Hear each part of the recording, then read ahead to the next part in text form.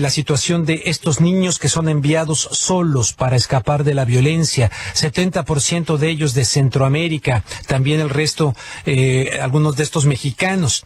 Entonces el Pentágono ha anunciado este lunes que ha abierto temporalmente 3 bases militares para acoger a 1,800 niños indocumentados debido a lo que han calificado como crisis humanitaria provocada por la avalancha de menores sin acompañar provenientes en su mayoría, les decía, de Centroamérica que cruzan la frontera. Dentro de esta situación estaría Arizona y también estaría una base militar en Los Ángeles, California. Vamos precisamente a Phoenix, Arizona, donde se encuentra el analista Aldo Castañeda para que analicemos, intercambiemos puntos de vista acerca de esta situación que con David Bacon estuvimos analizando también la semana pasada, el viernes pasado, aquí en este mismo espacio. Aldo Castañeda, muy buenas tardes, te saluda Rubén Luengas, ¿cómo estás? Muy bien, Rubén, muy buenas tardes, te saludo aquí desde Phoenix, Arizona.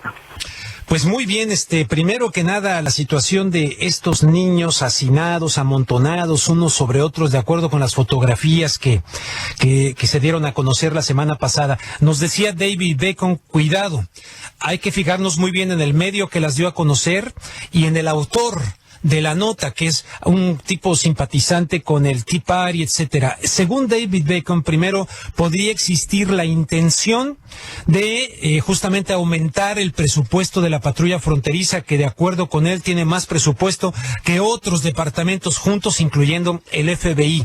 O sea, él decía, aparte del drama o de esta situación, no dejemos de ver la intención que puede haber detrás de todo esto.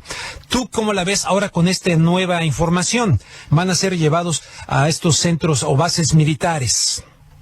Bueno, además de eso, es también otro mensaje que la reforma migratoria no tiene las condiciones para ser aprobada en el Congreso Federal, porque uno de los requisitos que han pedido los republicanos es que exista un mínimo de seguridad en la frontera con México.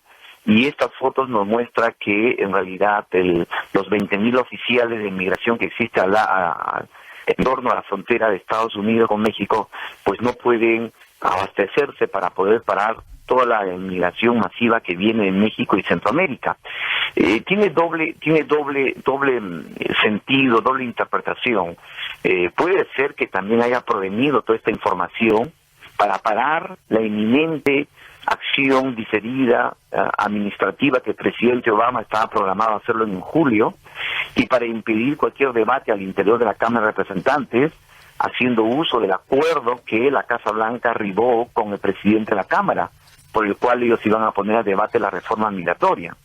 Entonces, puede haber una versión interesada de sacar al público situaciones de niños y mujeres que están sobrepoblando los centros de detención, ¿no?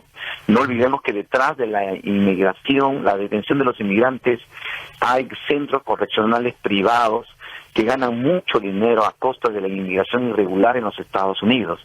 Y nosotros lo hemos sentido estas últimas semanas aquí en Phoenix, Arizona, donde hemos recibido a cientos y miles de jóvenes, de menores de edad, muchos de ellos no acompañados y otros acompañados por sus padres, menores de edad que han sido traídos por coyote a través de la frontera con México y cruzando todo México, ¿no? Yo tengo doble lectura sobre el tema. En realidad hay muchos responsables, Rubén, sobre este asunto, si me permites compartir contigo. Sí, cómo no. En primer lugar, pues el propio gobierno de los países centroamericanos, que sabiendo la ruta por donde sus nacionales cruzan la frontera hacia México, no han tomado todas las medidas preventivas para desarticular todas las bandas de coyote que se han movido de la frontera de México a Centroamérica, porque estos coyotes se han dado cuenta que poder hacer negocio con centroamericanos es mucho más fácil y rentable que hacer negocio de tráfico de humanos con los mexicanos, por la razón que cuando detienen un mexicano, inmigración inmediatamente los deporta del país en el mismo día, en 2 o 3 horas de diferencia. Pero cuando arrestan un centroamericano, tienen obligadamente pasar por un proceso de identificación de la identidad, de la nacionalidad y del permiso del país de origen, que puede ser Guatemala, Salvador y Honduras, por el cual todo ese proceso genera un tiempo adicional de un mes por lo menos, porque luego de recibir el permiso del gobierno para repatriarlos, todavía tienes que conseguir los fondos para transportarlos, porque no vas a mandarlos a la frontera de México y México no autoriza la llegada de sus no nacionales a sus fronteras. Y hay un ingrediente adicional, que todas estas personas vienen pidiendo asilo político, por el cual los coyotes que utilizan a los centroamericanos les han enseñado que el lenguaje del asilo político es una manera de suspender, digamos, el retorno voluntario inmediatamente a su país de origen, por lo que todas esas condiciones han generado una aglomeración en los centros de detención, y el presidente, por razones humanitarias, se ha visto obligado a dar libertad.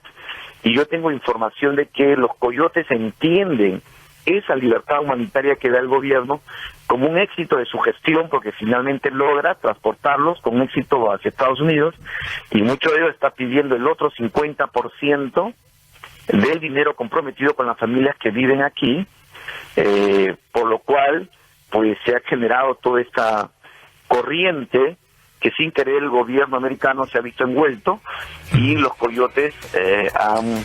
Permíteme ir a la pausa. Permíteme ir a la pausa, por favor, Aldo, ya conoces la estructura. Regreso contigo. Estás enumerando las responsabilidades, el papel de los coyotes y el papel de este lenguaje del asilo para que esto se esté dando. Regreso con Aldo Castañeda hasta Phoenix, Arizona. Con el analista Aldo Castañeda desde Phoenix, Arizona, en torno a la noticia, en el sentido de que el Pentágono anuncia este lunes que ha abierto temporalmente 3 bases militares para acoger a 1,800 niños indocumentados debido a la llamada crisis humanitaria provocada por la llamada avalancha de menores sin acompañar provenientes en su mayoría de Centroamérica. Aldo nos estaba hablando de los responsables, iniciando por los gobiernos de origen, los coyotes, el lenguaje del asilo, ¿verdad? Y en este proceso, pues, lo que estaba ocurriendo en torno a esta llamada avalancha. Adelante, Aldo. También vemos que el gobierno mexicano es también responsable de este proceso, porque sabe la ruta por donde los jóvenes, los niños no acompañados y las madres con sus hijos, digamos, pasan el territorio mexicano, y no ha tomado las medidas preventivas para desarticular todas las bandas que hay en ese camino, por el cual hay mucha información de robo, asalto, violación de menores, especialmente de niñas, y el gobierno no ha tomado todas las medidas para enfrentar esa situación, ese crimen organizado, que es parte de, digamos, la estrategia del coyote. Entonces ahí tenemos varios responsables, varios gobiernos, porque detrás de esa imagen de razones humanitarias hay mucho dolor en el inmigrante. Muchas veces no se justifica que envíen a un niño sin cuidado y protección de un adulto a cruzar todo ese desierto, todo ese territorio entre Centroamérica, México, los Estados Unidos, poniendo en riesgo su vida por un sueño que puede ser el sueño americano. Entonces creo que hay varios responsables políticos y deben asumir el costo de tanto económico como social, los 3 países en su conjunto, pero además debe Estados Unidos combatir con mayor fuerza los grupos organizados y coyotes que hay en la frontera, que se han movido de la frontera de México y ya han ido hasta Centroamérica para hacer negocios con los familiares y recoger a los jóvenes que están allá para traerlos a México, especialmente los centroamericanos, por las circunstancias que he dicho, que los procesos de identificación, identidad, nacionalidad y repatriación son largos, que el ingreso es masivo y termina acumulándose excesivamente en los centros de detención. En Arizona se ha reaccionado, la comunidad reaccionó muy generosamente, pues se formaron grupos de recibimiento, hubo voluntarios y donaciones, me tocó participar también ayudando en traducir en mucha gente que no habla de inglés, y en algunos ayudando a hacer sus llamadas a sus familiares, a preparar sus documentos, en fin. En Arizona la comunidad se preparó, lo recibió muy bien, fue una gran experiencia para ellos, pero detrás de todo eso ha habido mucho riesgo y muchas historias negativas. Te cuento una historia que nos han dicho el día de hoy en la mañana. Al ver semejante avalancha de madres e hijos llenando los centros de detención, los oficiales de migración, muchos de ellos pusieron en lugares extremadamente fríos a las madres para persuadirlas, entre comillas, empujarlas que por la incomodidad y por el frío puedan firmar la salida inmediata del país sin necesidad de someterse a un proceso de asilo político. Y en algunos casos pusieron junto a sus hijos menores de edad con la madre a presionar a la madre que acepte no sujetarse a ese procedimiento, y a Arizona ha llegado muchos niños enfermos precisamente porque fueron sometidos a estas prácticas, que en el lenguaje del derecho internacional se puede llamar hasta tortura. Someter a prácticas inhumanas en los centros de detención. Todo eso con el propósito de, digamos, bajar, digamos, la esperanza y aceptar términos de salida más allá de los asilos políticos que han estado pidiendo ellos, que exigen un determinado proceso.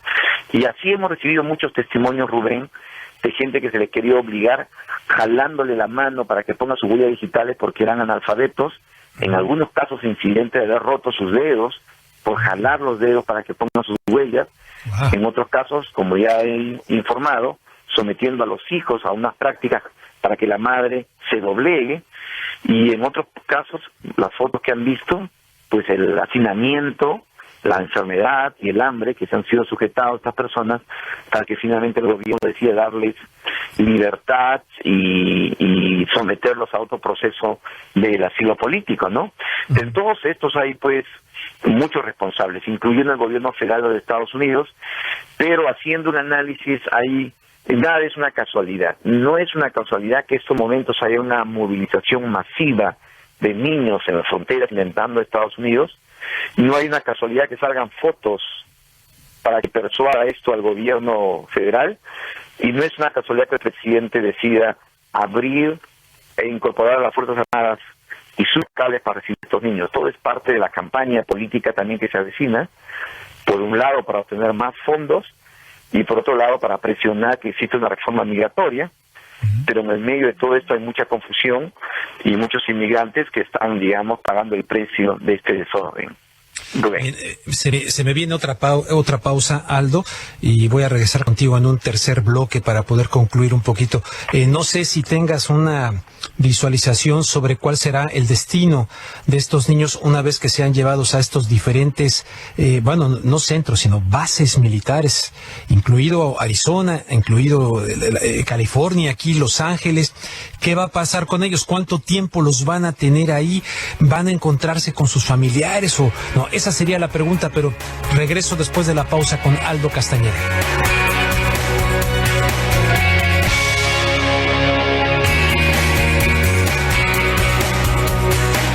Estamos de regreso y vamos a nuestro último segmento charlando con el analista Aldo Castañeda, quien precisamente está... ¿Dónde publicas tus artículos? Estás escribiendo, terminabas un artículo sobre este tema, ¿no? Hoy.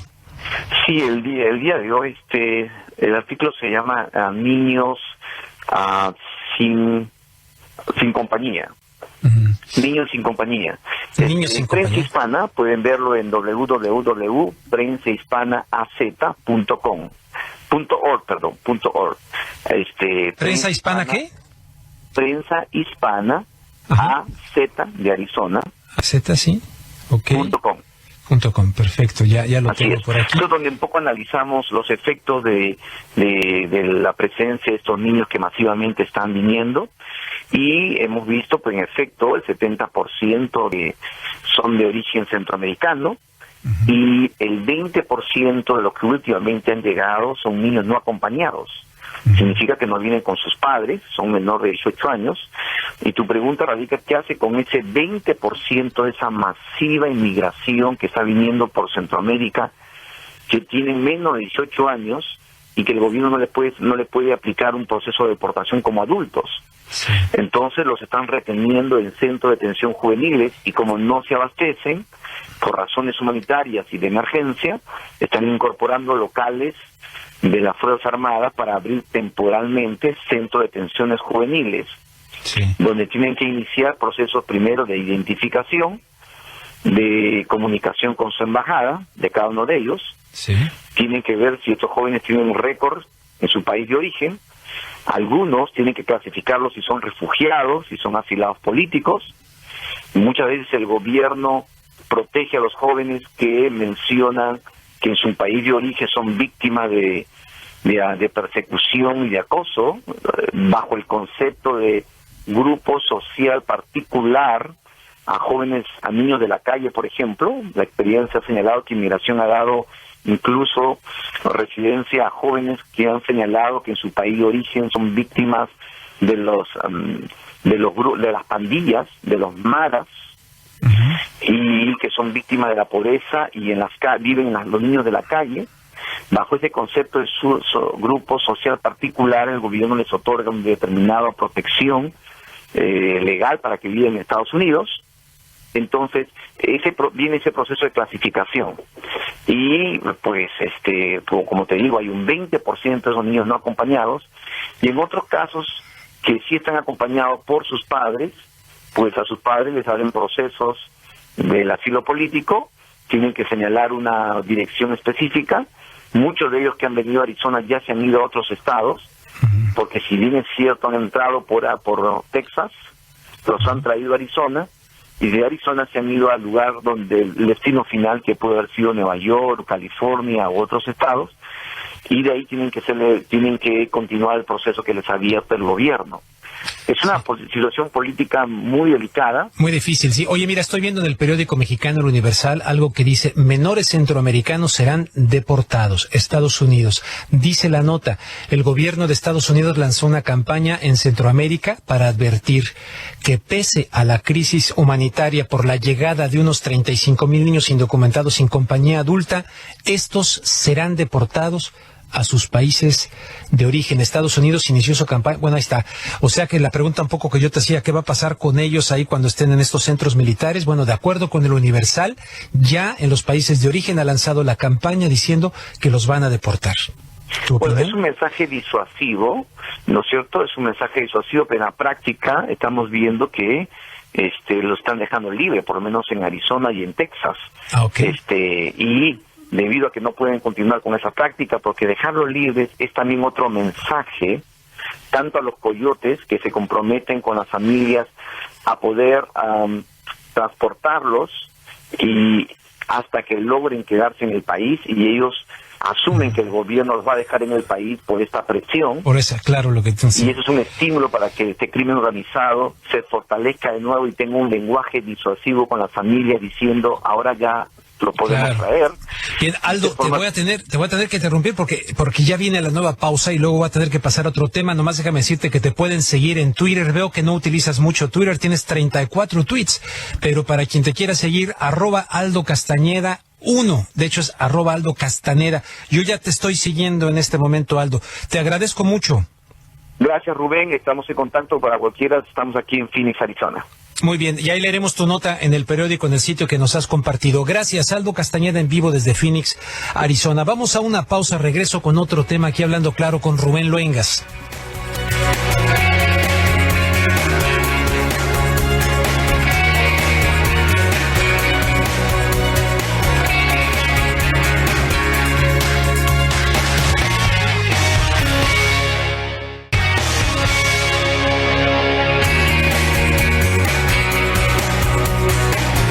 Estamos de regreso, amigos, después de aquel tema muy doloroso, el tema que acabamos de hablar de estos niños, pero en fin, vamos a cambiar de tema. El presidente de México, Enrique Peña Nieto, ha dado una gira por Europa, fue a Portugal, ahí tuvo algunos acuerdos con los portugueses, fue con el Papa Francisco a Roma, con su esposa, lo invitó a México, está muy contento el presidente de que el Papa va a ir a México, aunque no han definido fechas todavía, lo anunciaron inmediatamente, ya ven que les encanta a los presidentes mexicanos que el Papa en turno viaje a México por aquello de que México siempre fiel, etcétera.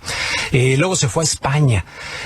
Ahí pues es de los últimos que han podido ver al rey como rey, antes de que se vaya el rey y que regrese el otro rey, o sea, el hijo. Entonces, pero resulta que en este contexto el presidente mexicano Enrique Peña Nieto fue increpado durante su participación en un foro organizado por el grupo Prisa. Este grupo Prisa es el dueño del periódico El País. En Madrid, España, se le reclamó sobre Atenco y sobre violaciones a los derechos humanos. Literalmente le gritaron, está vendiendo Atenco, quiere vender todo el país. Vamos a una mini crónica de lo ocurrido allá en España en torno al presidente Enrique Peña Nieto y regreso con Virgilio Caballero para hablar del tema. Muchísimas gracias, muy buenas tardes a todas y a todos ustedes.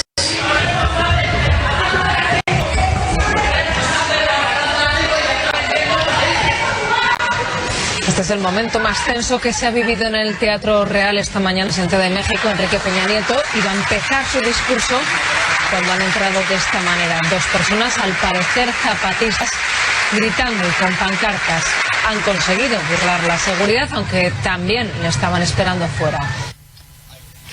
Bueno, el presidente Peña Nieto fue resguardado inmediatamente por miembros del Estado Mayor Presidencial y elementos de la seguridad española, mientras que los manifestantes fueron retirados del lugar por un costado de este recinto.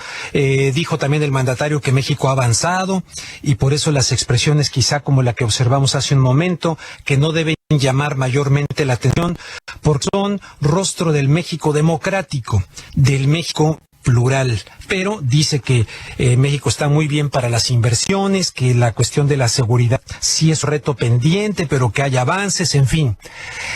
Vamos a ver qué nos dice Virgilio Caballero acerca de lo que Peña Nieto le dijo a los españoles. Virgilio, muy buenas tardes. ¿Cómo estás? ¿Qué tal, Rubén? Gracias por aceptar. Hablando claro, mucho gusto. Gracias, Virgilio, como siempre un placer. Bueno, ¿es verdad, es mentira, son medias verdades o qué es lo que le dijo Enrique? Más allá del incidente que sí comentar, pero a las inversiones, México va avanzando, etcétera, todo esto que dijo Peña Nieto. El incidente tiene esa importancia porque precisamente hay un proyecto ahora que trata de volver a poner sobre la tabla de las necesidades gubernamentales la creación de un aeropuerto que signifique un alcance mayor para la aeronáutica mexicana en Atenco, en donde dio lugar a una tragedia cuando él era gobernador del Estado de México. Sí. La gente no permitió que allí se despojara de sus tierras a los campesinos a través de compras baratísimas de la tierra o de presiones de distinto tipo. Se levantó cívicamente, pacíficamente, a impedir que sus tierras ocuparan el nuevo aeropuerto y terminó todo en una matanza y en una tremenda violación a los derechos humanos masiva que llevó a mucha gente a la cárcel en Atenco y murieron 2 personas. Y donde incluso los policías violaron a 2 chicas, tengo entendido, ¿no es cierto? Hubo violaciones, por supuesto, en el transcurso de toda esta represión bárbara, la que se sumió a Atenco en un intento de silenciarlo. Y ahora nuevamente están despertando gente de Atenco con la posibilidad de llevar a cabo ese viejo proyecto del aeropuerto. Parece que si el presidente Peña Nieto no hubiera tenido como gobernador del Estado de México, que era entonces y que ordenó entonces la represión, suficiente experiencia para tomar en cuenta a la población y no llevar a cabo ese proyecto de aeropuerto en Atenco. De ahí que el recuerdo que se le hace ahora en España tenga que ver con circunstancias que se están viviendo en México, por supuesto, nuevamente, Rubén. Y lo que decía la periodista española, que decía, aparentemente zapatistas. ¿Aparentemente qué? Zapatistas, nomás que le puse así la Z. Sí, son ese tipo de apelativos que acá se utilizan también para desprestigiar o descalificar a las protestas. Estamos viviendo en México una descalificación que viene de los distintos poderes gubernamentales de la protesta social. Incluso se está tratando de reglamentar esa protesta social de una manera represiva. Ya hay reformas a leyes incluso constitucionales que tratan de reprimir las manifestaciones públicas y el derecho de reunión. En la propia Puebla, en el estado de Puebla, la capital del estado de Puebla, la semana pasada el Congreso aprobó nada menos que la autorización de armas de fuego para reprimir a manifestantes que alteren la paz pública o que atenten contra la seguridad nacional. Sea esto lo que quiera decir, ¿cuándo están ante la seguridad nacional los policías frente a una manifestación? Lo decidirán los propios policías, pero ahora utilizando en Puebla, acordado ya en la Constitución del Estado, el uso de armas de fuego. Y no es la única ley represiva que está planeado o se está echando a andar. Hay leyes represivas de carácter nacional ya considerando las manifestaciones como peligro para la seguridad pública. De manera que zapatistas y otras expresiones así tienen que ver con un clima que ha establecido ya en las leyes mismas la posibilidad de ejercer una represión ahora legalizada, ahora autorizada por las leyes. ¿Ven? Bien, Virgilio, pues ahí viene la pausa. Ya conoces la lectura y la velocidad con que llegan las pausas. Entonces, no te hago más preguntas, o más bien te la voy dejando para el retorno. Después de lo que nos has dicho, los puntos en los que, peculiar encuentro, ¿no? Sin duda un peculiar encuentro, porque se trata de un rey saliente que ha abdicado a favor de su hijo, cuando los medios españoles serios están reportando que la mayoría de los españoles quieren ya olvidarse de la cuestión de la monarquía parlamentaria y entrar a una república, pero ahí se encuentra Peña Nieto con este rey saliente y con el que va a entrar, y pintando un país con cierta alegría, con mismo el presidente. Sobre esto quisiera cuestionar. Regreso con Virgilio Caballero.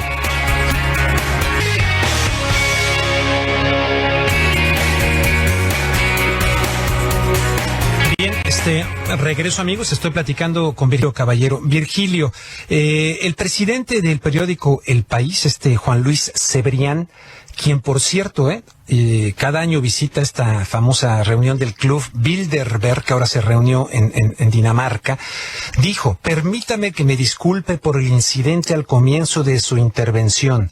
El presidente Peña Nieto es un demócrata y estamos en una democracia. Y en esta democracia nuestra últimamente proliferan las manifestaciones más o menos populares.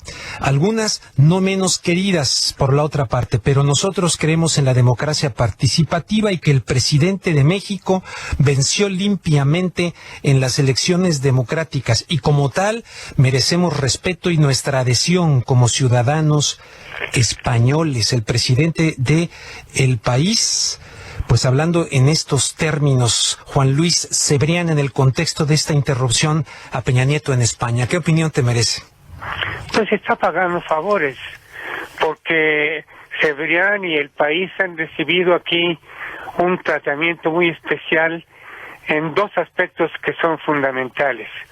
Uno, se ha permitido a Prisa, la parte que maneja medios de comunicación electrónica de la empresa de Luis Cebrián, que tenga injerencia hasta en 49% en la propiedad de la empresa XCW, la radio que maneja Televisa.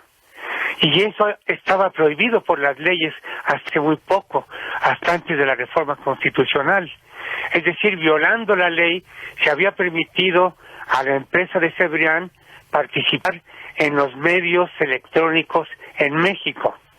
Pero también ahora, en las últimas semanas, se ha dado a conocer cómo Prisa está formando un grupo importante de empresarios de posturas muy sospechosas políticamente, que vienen de lo que llaman el grupo Atlacomulco, de donde proviene también Peña Nieto, porque quieren hacerse de una de las dos cadenas nacionales que se van a poner a disposición de los millonarios de México para darle cabida a la reforma constitucional que ordena que dos nuevas cadenas nacionales de televisión abierta existan. Y una de esas empresas, en una de ellas participa Prisa y Cebrián directamente. Están asociados a un empresario de apellido Alcántara, que es dueño de empresas de transporte público de pasajeros por toda la República y también en otras empresas de carácter minero, este empresario mexicano. Están listos para hacerse de una cadena nacional de televisión mercantil, de las dos que se van a poner a disposición en estas semanas. De manera que me parece que Cebrián simplemente está diciendo gracias, presidente. Bueno, eso respecto al tema. Luego, crimen a la baja. Dice la nota que durante su participación en el Foro México Reformar para Crecer, aceptó que el país tiene una situación crítica en Tamaulipas, Guerrero, Michoacán, pero que la violencia está focalizada solo en esos estados. Tenemos problemas en Tamaulipas, tenemos problemas en Guerrero, tenemos problemas en Michoacán, y en estas entidades hemos focalizado la estrategia a seguir para reducir los niveles de violencia. Esto dijo el presidente mexicano a los españoles. ¿Les dijo la verdad o les dijo mentiras?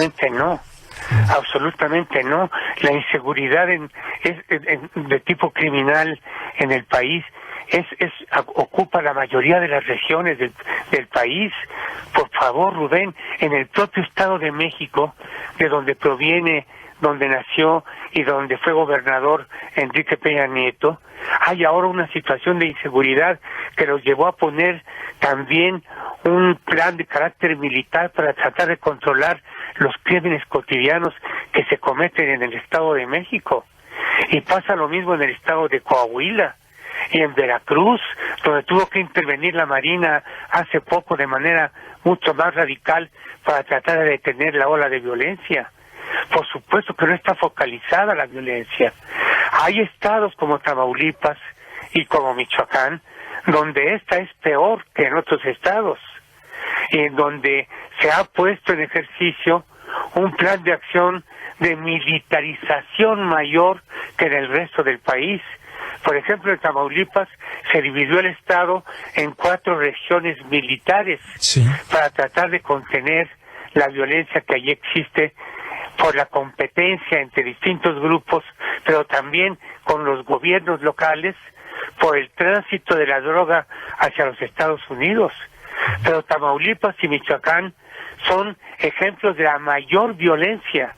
Es la violencia lo que prevalece en la mayor parte de nuestro país. Y se le olvidó Morelos, a Peña Nieto se le olvidó Morelos. Morelos está pasando por una situación muy delicada, según me ha dicho en estos micrófonos Javier Sicilia también. En Morelos, por ejemplo, el secuestro se ha convertido en un crimen de lesa mayor. Es un crimen que tan solo en estos meses traspasa los 500 secuestrados, Rubén, en estos meses de este año.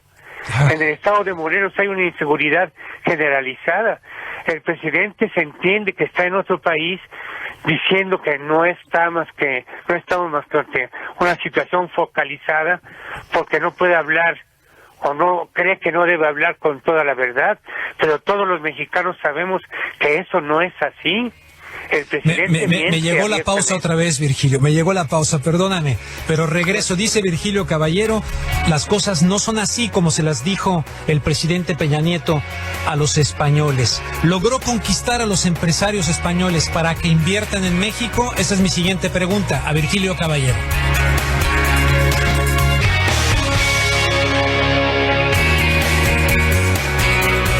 Bien, pues aquí de regreso. Vámonos nuevamente con Virgilio Caballero. Nada más un paréntesis rápidamente a los guatemaltecos que viven acá en los Estados Unidos. Guatemala olvida a Miguel Ángel Asturias, este premio Nobel de literatura. Ahorita les comento, estamos cumpliendo un aniversario de la muerte de Miguel Ángel Asturias, autor de Hombres de Maíz, autor de El Señor Presidente, extraordinaria novela. Tremendo Miguel Ángel Asturias. Qué pena que se olvide a Miguel Ángel Asturias en Guatemala, si es verdad lo que, por cierto, el periódico El País.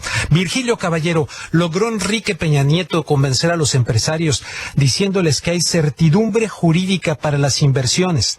Y aseguró también, ya algo tú nos dijiste de esto, que la criminalidad, aunque sigue siendo un problema, registra cada vez tasas más bajas. Pero les dijo, yupi para invertir en México.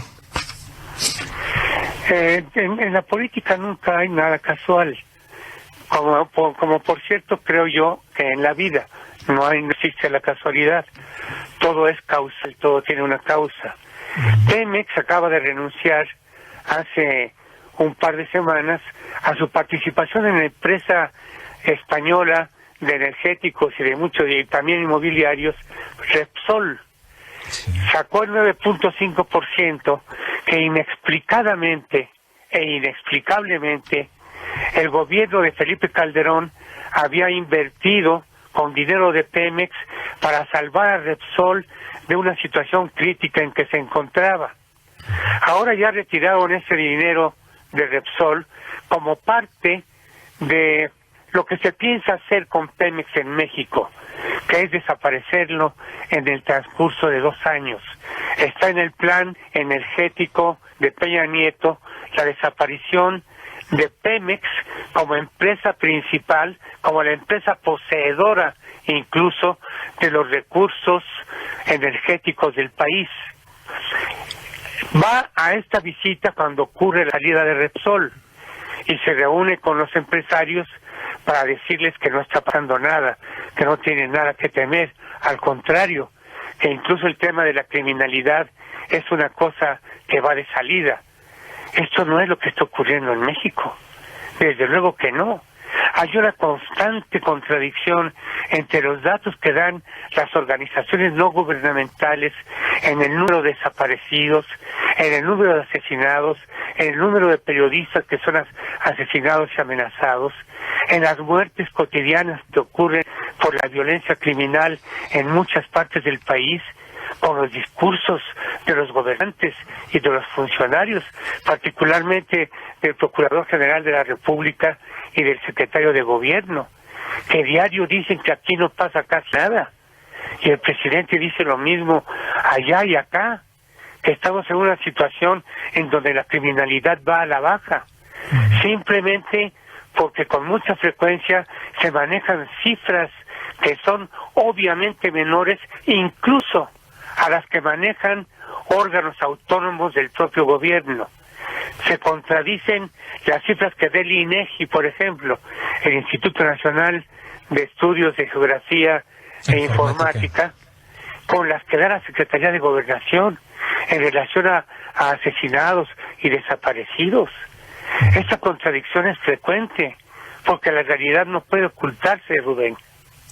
Pues no, y ya nomás para terminar, nos queda como 1 minuto y medio, dijo lo mismo, que es destino fiable para los negocios extranjeros, pues eso sí lo creo, por encima de de todo esto, y destacó la reforma energética como la más emblemática, la de la energía.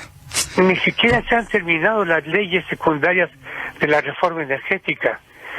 Fue una reforma constitucional y ya han aplazado hasta probablemente julio la discusión de las leyes secundarias. Se están aplicando arbitrariamente, no lo puedo decir más que de esa manera, arbitrariamente, algunos de los preceptos ya contenidos en la Constitución, sin que existan leyes secundarias. Por ejemplo, el reparto de gasolineras a empresas extranjeras para que puedan vender por primera vez en la historia del país gasolina también a los consumidores de automovilistas. Eso ya está casi encima, aunque las leyes secundarias no existan. ¿De qué seguridad jurídica está hablando el presidente en España? Pues ahí está la respuesta. No hay leyes secundarias. La respuesta de Virgilio Caballero a lo que le dijo a los españoles el presidente mexicano Enrique Peña Nieto. Virgilio, como siempre, te agradezco muchísimo. Gracias. Saluda a tu público. Gracias, Virgilio Caballero. Vamos a hacer una pausa. Regreso con Julio Hernández para que nos hable de la crítica que le hizo a este periodista mexicano Andrés Manuel López Obrador.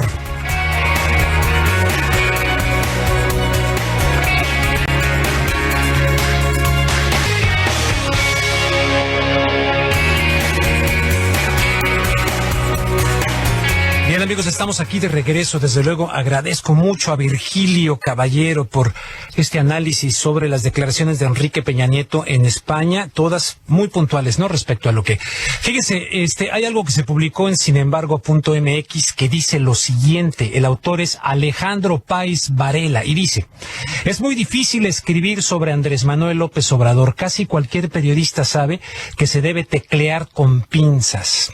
Sus seguidores son duros, sienten que a toda costa les asiste la razón y, como él, se vuelven fieras con la crítica.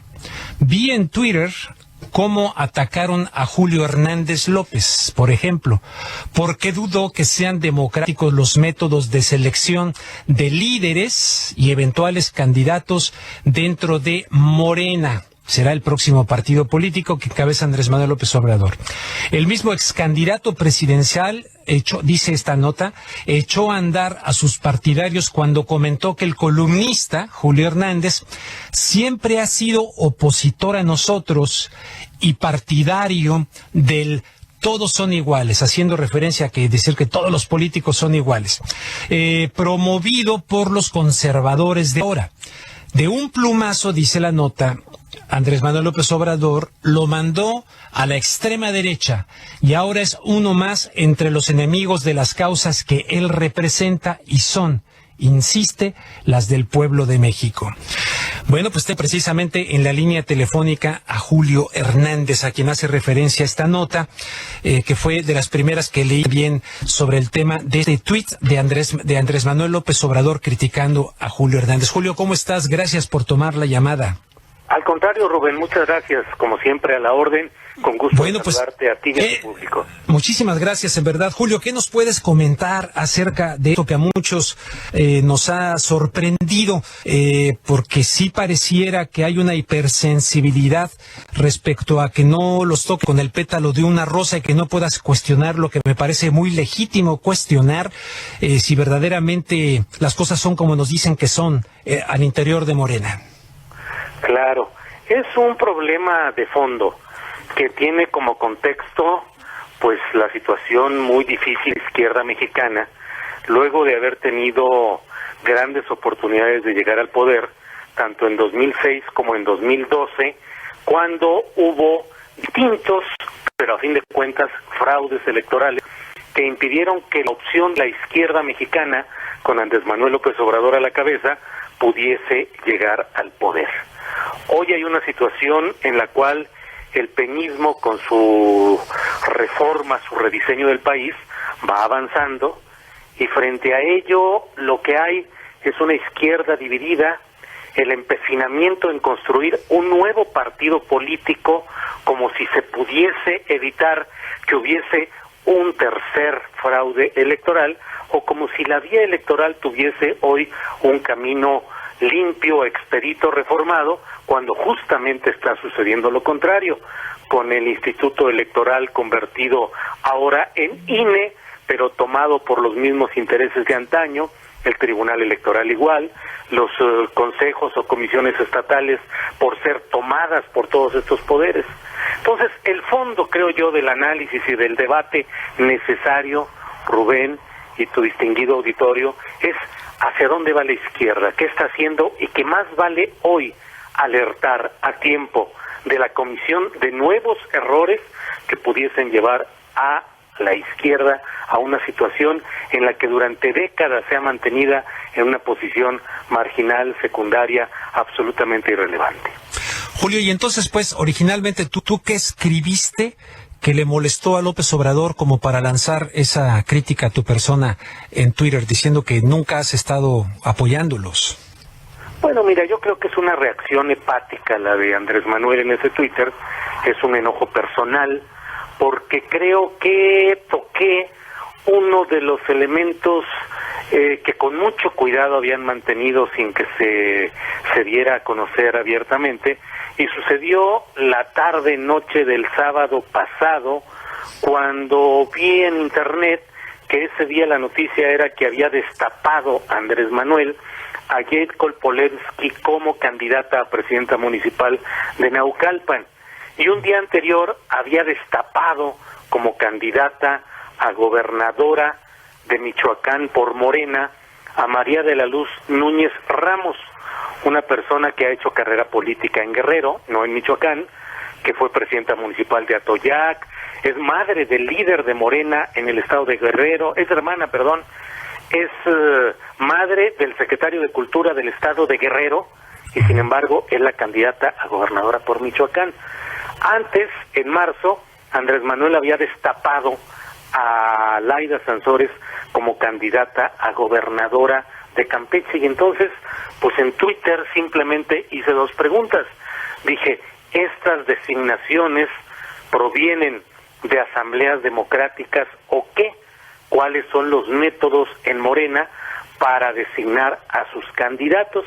Y de ahí se vino toda una cascada de discusión en Twitter, y la respuesta al otro día indignada de Andrés Manuel López Obrador, no explicando cuáles eran las razones, sino atacando personalmente a quien había hecho una crítica y pretendiendo fallidamente pues colocarme a mí en un espacio de derecha o de oposición a todas estas luchas, cuando toda la gente que participa en estos movimientos pues me ha visto caminando en las mismas protestas y manifestaciones, y además cuando mi crítica a la creación de Morena es una crítica sostenida, que desde un principio he dicho yo que ha sido un error el concentrar los esfuerzos de la izquierda nuevamente en la zanahoria electoral. Oye, y entonces se nos va a venir la primera pausa, pero te adelanto. Entonces, como escribió aquí Alejandro Páez Varela, es muy difícil escribir sobre Andrés Manuel López Obrador. Casi cualquier periodista dice, ¿sabe que se debe teclear con pinzas? Sí, así es, ya lo desarrollaremos con más amplitud, pero desde luego que así es, porque hay un discurso panfletario que ha sido impuesto a la izquierda mexicana, en la cual todo lo que sea crítica se tacha de una oposición a una especie de estado de divinidad política que es inatacable. Bien, viene la pausa. Regreso con Julio Hernández hablando acerca de esta crítica que le hiciera Andrés Manuel López Obrador al columnista del diario La Jornada, autor de Astillero, todos los días de lunes a viernes en el diario La Jornada.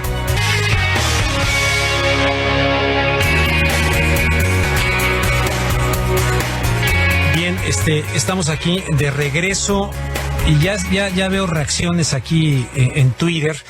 Julio, por ejemplo, en el Twitter de Radio La Nueva República, dicen, Rubén Luenga, saludos a Julio Astillero. Y luego dice, los candidatos de Morena se han seleccionado de acuerdo a los estatutos.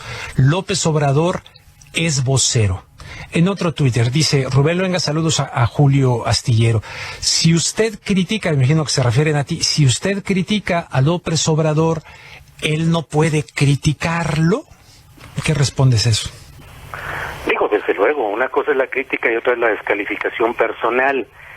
López Obrador pretende que no se diga que todos los políticos son iguales, pero él pretende que todos los periodistas seamos iguales.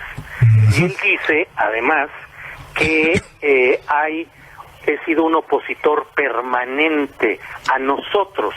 Yo no sé si ese nosotros es hacia su persona, a quien hoy siempre expreso mi más absoluto de los respetos personales, a su familia, a su grupo más cercano, no sé a quién se refiere, pero que yo haya sido opositor al fraude electoral, pues jamás, al contrario, lo he denunciado con toda puntualidad y siendo a veces casi el único periodista que en medios de comunicación masivos ha señalado la postura de defensa, no de López Obrador, sino de un movimiento popular que ha buscado llegar al poder por esa vía electoral.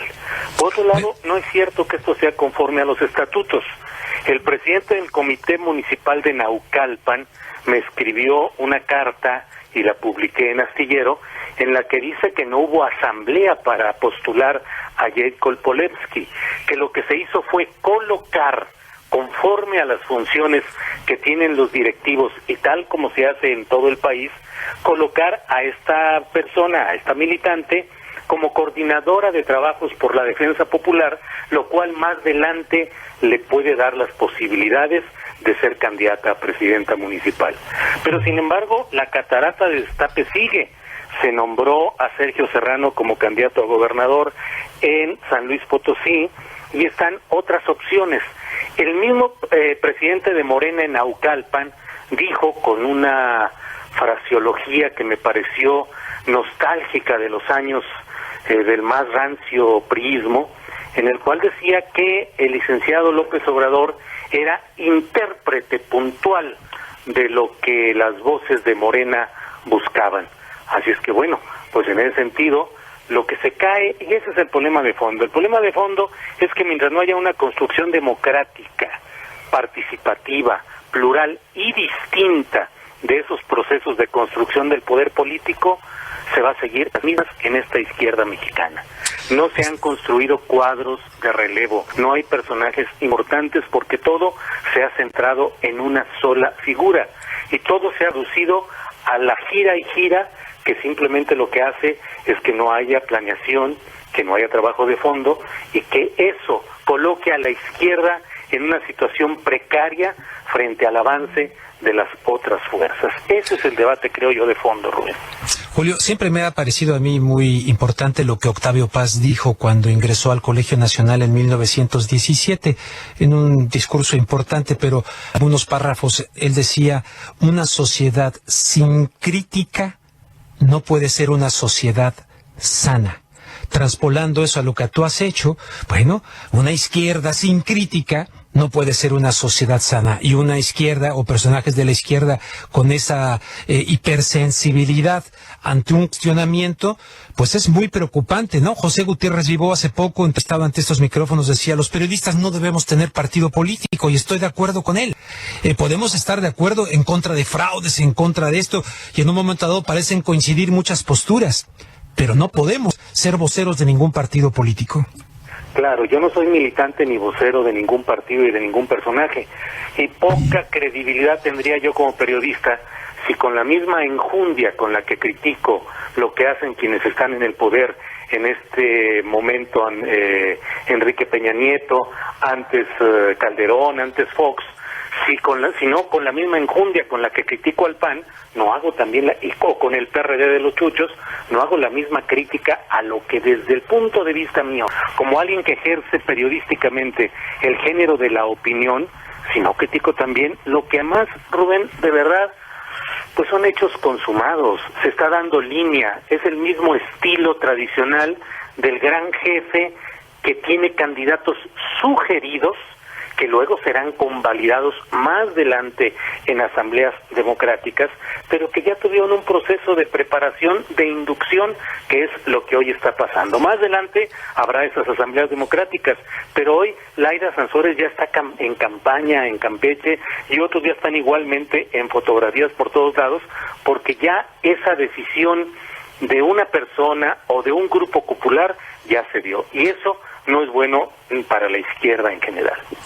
Bueno, pues te siguen mandando mensajes.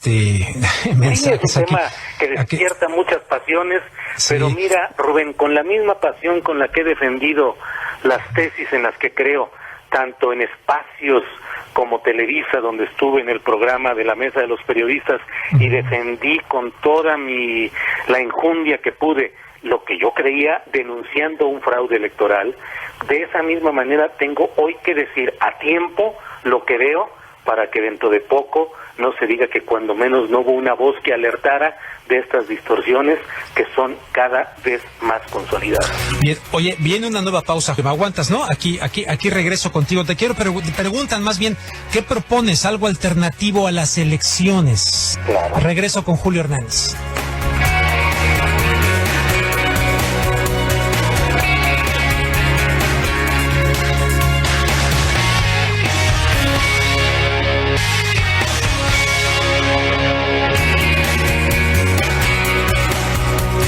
Bueno, aquí regreso con Julio Hernández, y se está moviendo mucho el Twitter, y dicen López Obrador es un auténtico líder nacional. Julio Astillero, o sea, Julio Hernández, es un excelente periodista, excepto que él no nada en el mar de tiburones, que no nadas en el mar de tiburones, y López Obrador sí. Te preguntaba respecto a yo se lo pregunté a López Obrador antes cuando vino aquí a Los Ángeles o venía y me dio una entrevista. Yo cuestionaba justamente eso que tú dices. Si han existido dos situaciones de fraude tremendo que tú cuestionaste enormemente, en fin, ¿cómo entrarle así tranquilamente nuevamente a un proceso? Pero la pregunta que te hacen aquí es, ¿qué alternativa pones a lo electoral? Sí, lo electoral es un camino que debe ser complementario a un incremento de la lucha social. Mientras se siga solamente con la zanahoria electoral, solo organizando elecciones, solo concentrado en candidatos, en campañas, en búsqueda de recursos para hacer ese tipo de campañas electorales, pues la izquierda solo está constreñida a esos aspectos. Morena dice que es un movimiento que está en vías de convertirse en partido, y eso sería ideal, que realmente se vinculara a los procesos de lucha. Pero hoy no hay movimiento social que esté vinculado verdaderamente a ningún partido político, porque no se ha logrado conseguir que los partidos se despojen de sus intereses inmediatistas y entiendan la importancia de promover un estremecimiento social que haga que las cosas cambien. Si se sigue solamente por esta vía de pensar que por lo electoral se van a cambiar las cosas, es como pretender convertir en vegetariano a un lobo o pedirle a ese lobo que él por sí mismo promueva los cambios que hagan que ahora sus víctimas sean ahora quienes lo victimicen a ese lobo. Solo con fuerza social, con movilización, pero eso no se está dando en estos momentos. Yo creo, y además es importante que Morena dé un ejemplo de cambio de formas, de que se están haciendo cosas distintas y que recupere la confianza de muchos ciudadanos que hoy están altamente decepcionados de la política y de lo electoral, con lo cual favorecen al régimen dominante, pero lo hacen porque los esfuerzos que hoy han tenido los han visto recurrentes, binarios, cansados, sin ningún sentido, marcha tras marcha, manifestación para convocar a otra manifestación, apagar la luz durante una hora cuando era cada gasolinazo, en tu casa encerrarte a apagar la luz, medidas que realmente no tienen ninguna eficacia y solo alejan a la gente de la verdadera protesta social. Oye, en ese sentido, Julio, ¿qué opinas de lo que ha ocurrido en España con una organización que ni siquiera es propiamente un partido político, que es Podemos, que ha irrumpido en el escenario, es muy distinto, pero electoral del Parlamento Europeo, con Iglesias, ahora se me va el nombre de Iglesias, que ha realmente colocado en jaque el bipartidismo entre el PP y el Partido Socialista Obrero Español en España, ante una necesidad tremenda, en fin, pero hay algo nuevo ahí, ¿no? Muy fresco, ¿no?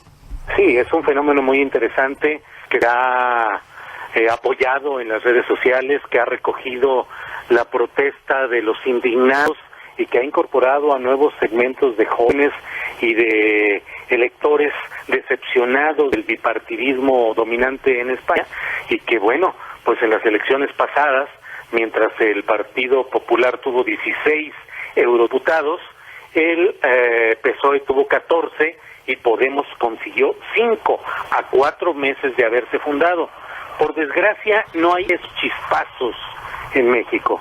Por desgracia no hay la posibilidad de crear una opción distinta. Ese es el problema por el cual yo en lo personal espero y hago votos porque Morena sea una posibilidad de cambio real, de nuevas formas, y que Andrés Manuel López Obrador mantenga en alto su papel de líder social importante en México, un hombre con gran honestidad personal, el único mexicano capaz de convocar miles de personas en cualquier plaza pública importante del país, pero que por desgracia pareciera que no abona ni la crítica, ni la autocrítica, ni está generando una opción nueva, sino solamente encerrada entre su propia gente y ratificando métodos anticuados de selección de candidatos como estos dedazos que se han dado en varios lugares que no tienen fundamento ni de asambleas ni de reuniones formales. Bien, Julio, viene la pausa, pero me gustaría, si me aguantas para el siguiente segmento, para que pues des tu conclusión, algo que mis preguntas no hayan generado, que le quieras decir a la audiencia. Regreso pues contigo, si me lo permites. Gracias.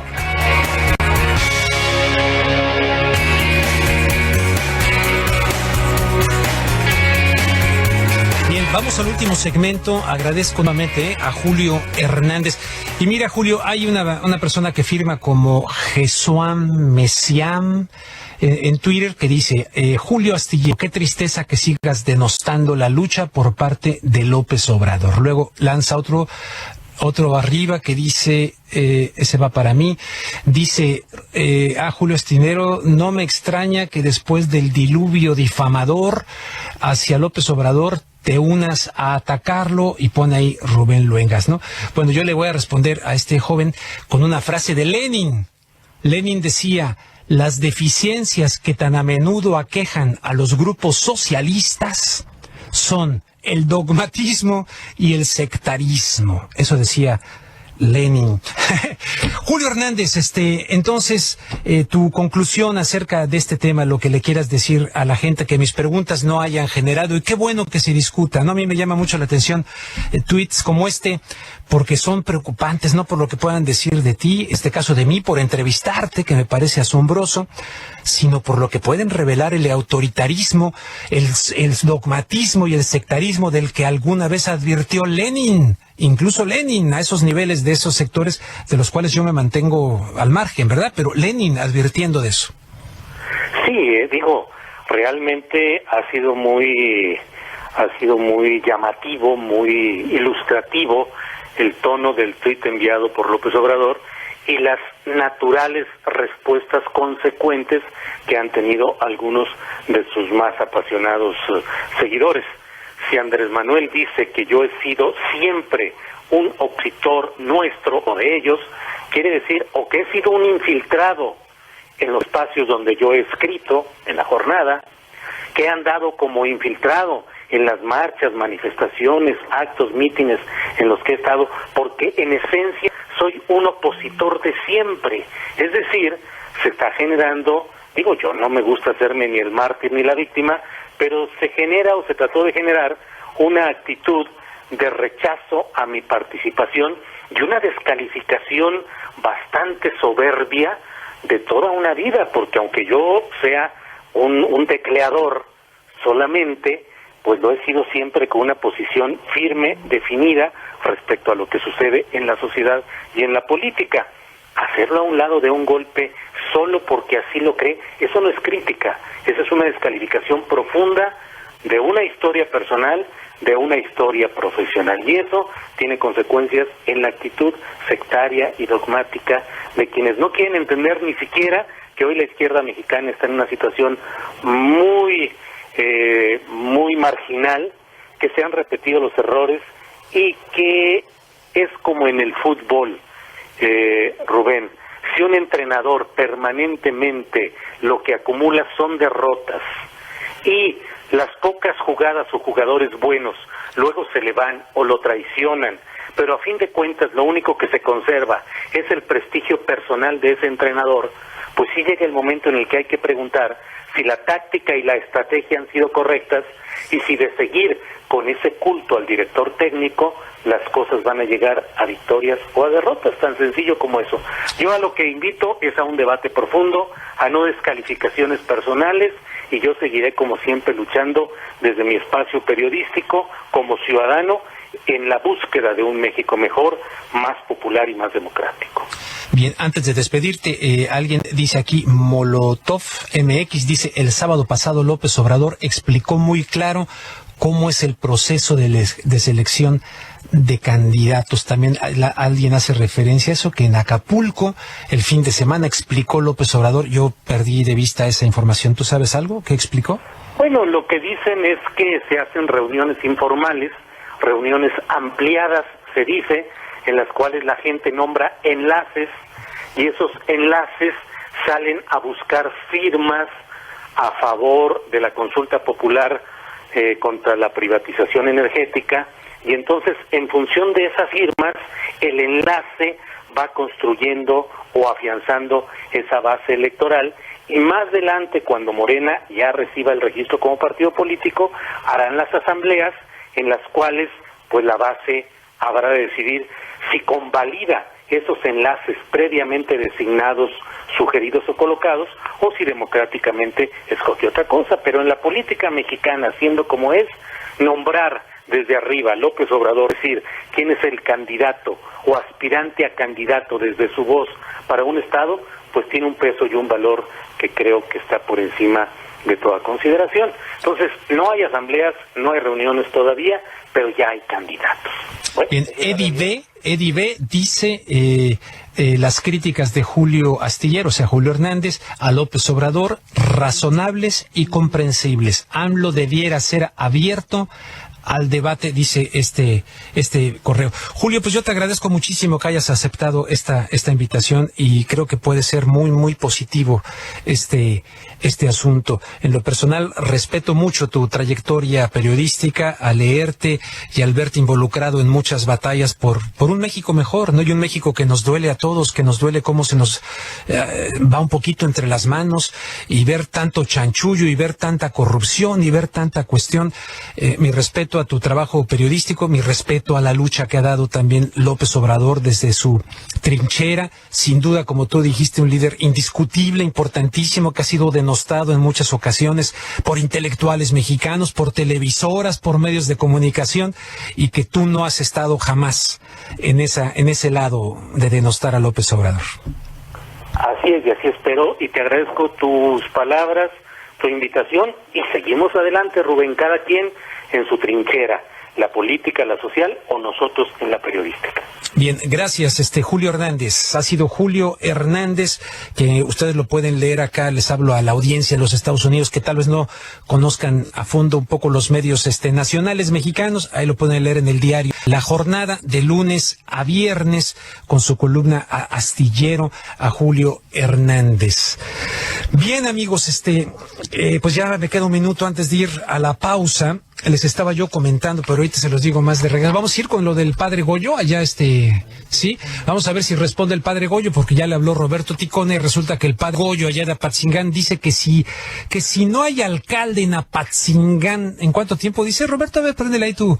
A ver, ¿qué? ¿Cómo dijo? Hasta mañana a las 10 de la noche. ¿Es el plazo? Si mañana a las 10 de la noche no hay alcalde en Apatzingán, padre Goyo, que dice que usaba chaleco antibalas para mí, aquí vino muy tranquilo la otra vez a Los Ángeles, lo entrevisté, que él se va a declarar alcalde de Apatzingán. Ahora pues, con el padre Goyo, volvemos.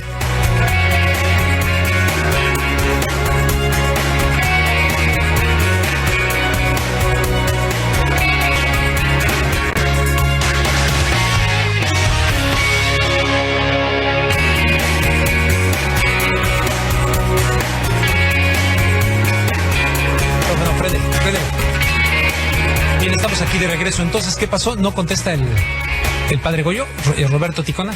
No contesta todavía, están intentando comunicarse con él. ¿Están intentando? Bueno, vamos a ver qué nos digan. Entonces, pero ya está, ¿no? El padre Goyo se autonombrará alcalde de no designarse uno en Apatzingán.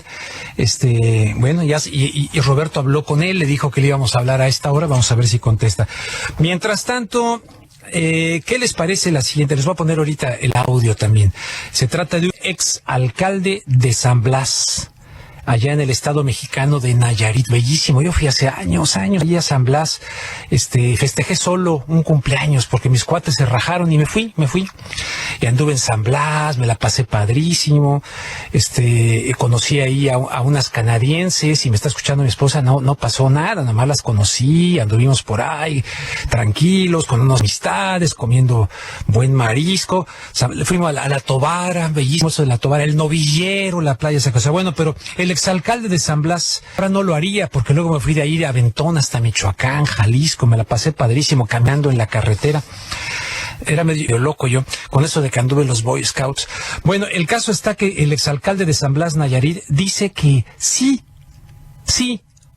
robó, pero poquito, o sea, al municipio, porque está bien pobre. Nomás una rasuradita, o sea, corrupción chiquita, no se escandalicen. A ver, vamos a escuchar aquí al alcalde de San Blas, Nayarit. Él se llama Hilario Ramírez Villanueva. Me han criticado mucho, mis amigos los del otro lado, mis amigos los de enfrente, me han criticado mucho, que a mí me gusta mucho el dinero. ¿A quién no le gusta? ¿A quién no le gusta? A mí me gusta el dinero, como a ustedes y como a ellos y como a todos, pero me gusta mucho trabajar. Que le robé a la presidencia, sí le robé. Poquito, porque está bien pobre, poquito, de una resuradita, nomás una resuradita. Pero lo que con esta mano me robaba, con esta mano se lo daba a los pobres, compañeros. Vámonos con el Robin Hood, el que robaba para darle a los pobres. Aquí tenemos parte de este discurso donde a fin de cuentas es una especie de pecado, de falta, donde dicen, bueno, pues todo mundo lo hace, todo mundo ha robado, todo mundo se llena las bolsas cuando llegan a cargos así de elección popular, o si no todos, o muchos, ¿no? Si no, luego van a decir que estamos cortando a todos los políticos con la misma tijera. El caso está que la gran mayoría le ha metido pero la cuchara grande ahí para servirse. Él dice que metió la cuchara chiquita, porque el municipio está muy pobre. Entonces, esto lo exime de responsabilidad. Esto es una confesión que debiera en ese momento, en un estado de derecho, a ver, señor, usted está en este momento diciendo, efectivamente, usted robó. Bueno, ¿se acuerdan de aquella señora con lo del billete falso que era de 100 pesos? Un billete falso de 100 pesos, y no sé cómo habrá estado más la situación, pero que terminó la señora y la entrevistamos aquí. ¿En las Islas Marías terminó? ¿En las Islas Marías? ¿Recuerdan la novela de Los Miserables? ¿En qué consistía justamente la persecución de aquel hombre? ¿Y cuántos en la realidad existe así, que han cometido delitos que no estoy justificando, pero que en el contexto también de la miseria de muchas cosas ocurren, y se van durísimo contra esas personas, pero no se van contra los exgobernadores, gobernadores, presidentes, ya andan con absoluta impunidad por todos lados? Y ahora este descarado que pretende convertirse o presentarse como Robin Hood ante una determinada audiencia, exalcalde de San Blas, Nayarit, dice que robó poquito al municipio porque está bien pobre, nomás una rasuradita. Vamos a repetir al cínico Robin Hood, o aspirante a Robin Hood, que dice el cuento de que sí me lo robaba y se lo daba a los pobres, o a lo mejor fue así, yo lo ignoro. Vamos a dar a tiempo, vamos a escucharlo. Me han criticado mucho, mis amigos los del otro lado, mis amigos los de enfrente, me han criticado mucho, que a mí me gusta mucho el dinero. ¿A quién no le gusta? ¿A quién no le gusta? A mí me gusta el dinero, como a ustedes y como a ellos y como a todos, pero me gusta mucho trabajar. Que le robé a la presidencia, sí le robé. Poquito, porque está bien pobre, poquito, de una resuradita, nomás una resuradita. Pero lo que con esta mano me robaba, con esta mano se lo daba a los pobres, compañeros. Y Esperanza Reyes, ahorita Roberto me hizo favor de recordarme el nombre de Esperanza, que la entrevistamos aquí, a ver si un día le hablamos para ver qué ha sido de su vida, ¿verdad? Esperanza Reyes, esta mujer que por la cosa del billete falso, ¿verdad?, se le fueron a la yugular y terminó en las Islas Marías. Bueno, ya salió, afortunadamente, ¿no? Pero ahí ven las cosas. Y lo de este señor, sí, efectivamente, poquito comparado con el muchote de muchísimos cínicos que han saqueado las arcas de México, valiéndole sombrilla la situación del pueblo mexicano. Vamos a una pausa, regreso. El padre Goyo, a lo mejor ya es alcalde de Apatzingán, por eso no me contesta, no sé si ya se autoproclamó alcalde. Vamos a ver qué ocurre. Una pausa, volvemos.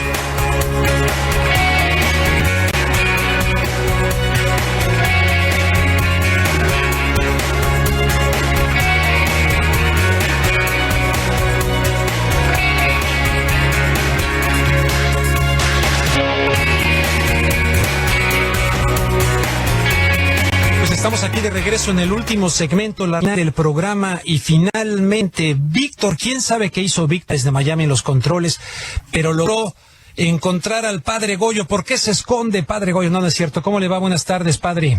Buenas tardes, Rubén. ¿Cómo le va? Gusto en saludarle, hombre, desde que estuvo aquí en Los Ángeles. Oiga, a ver cómo está eso. Dice, padre Goyo se va a autodenominar alcalde de no designarse en Apatzingán. ¿Cómo está la cosa? Platíquenos. No, es una... Tú sabes que yo soy especialista en la cuestión de publicidad. Sí, ya me di cuenta, padre Goyo, ya me di cuenta. Mira, la cuestión está... Aquí en Apatzingán, hoy por hoy, estamos en una cancha de fútbol sin árbitro. Esto es un vil desgarriate. Aquí hay levantadas, distorsiones, todo por los grupos criminales, por los exemplarios que se les da ahora una credencial y que hoy son autodefensas. No quiere decir que los autodefensas son los malos, no. Hay gente que se coló. Algún autodefensa ya institucionalizado le dio quebrada a su primo, a su sobrino, y fueron perdonando. Aquí tenemos hoy que al Mantecas, que al Matracas, que al Bucanas, que a los Lucas, que una serie de lacras, los 20 gatilleros del Chayo, hoy ya son rurales y traen licencia de matar. Y con la bendición gubernamental. Con la bendición del gobierno, ¿no? Exactamente, entonces ahorita la cuestión es muy delicada. Ya les puse el grito en el cielo y dije, vénganse a gobernar. Ocupamos ya un alcalde, y un alcalde que no tenga nada que ver con los templarios. Así que hablé al gobierno, me dicen el martes le ponemos el nuevo candidato. Y yo les puse una terna, y deben poner una terna de las nuestras. Uno de los candidatos nuestros con el proceso, ¿para qué? Para echar el agua en el mismo canal y podernos coordinar en las acciones en pro de la ciudad. Resulta que estos hombres me dicen, el martes está el nuevo presidente. Ok, pues el martes no está, el miércoles postulamos a alguien. Hasta yo puedo postularme, pero ese hasta yo es que significa que soy el último. El menos idóneo en la ciudad soy yo, porque soy demasiado sicón y demasiado exigente, y eso a lo mejor no le sirve al gobierno. Y además yo conozco los artículos de la Constitución de los Estados Unidos mexicanos, el artículo 42 y 43, y la ley orgánica del Estado de Melchor Ocampo, en el artículo 119, prohíben a un ministro que haya o esté ejerciendo algún culto poderse postular o ser un servidor público. Pero también se lo prohíbe el derecho canónico de la Iglesia Católica, ¿no? Si igualmente el derecho canónico me lo puede decir, yo no me la Constitución. Como ciudadano mexicano, yo, y por ser ministro, sí puedo, pero necesitaría un permiso, una carta firmada, y a los 6 meses de haber, por ejemplo, si para todas las elecciones federales yo quisiera ser candidato, puedo. Hoy hago la carta, la presento a los medios, en 6 meses ya puedo ser postulado y luego encarnado en un partido político. Pero, atención, yo sé lo que es mi ministerio, es un ministerio vitalicio, y no para venir a roñir un hueso por 3 años, y menos un hueso templario como están aquí en nuestra región. Esto no es para mí, ¿sí? No es para mí definitivamente, pero sí es un gancho y es un espolón para el gobierno, para decirle, pónganse las pilas, porque si no, lo que sí podemos en Apatzingán es, si el Consejo, el gobierno no es capaz de instaurar una autoridad legítima, la ciudad tiene la obligación de postular un candidato propio, ¿sí? Claro. Muy bien, hacemos un consejo ciudadano, ya lo tenemos, ahora mediante un notario público, y las personas de la institución, como son los jueces, los abogados, son testigos, firmamos un acta y constituimos a un presidente. Se puede. Bueno. Oiga, pues ya se nos viene el fin del programa. Muy bien, padre Goyo.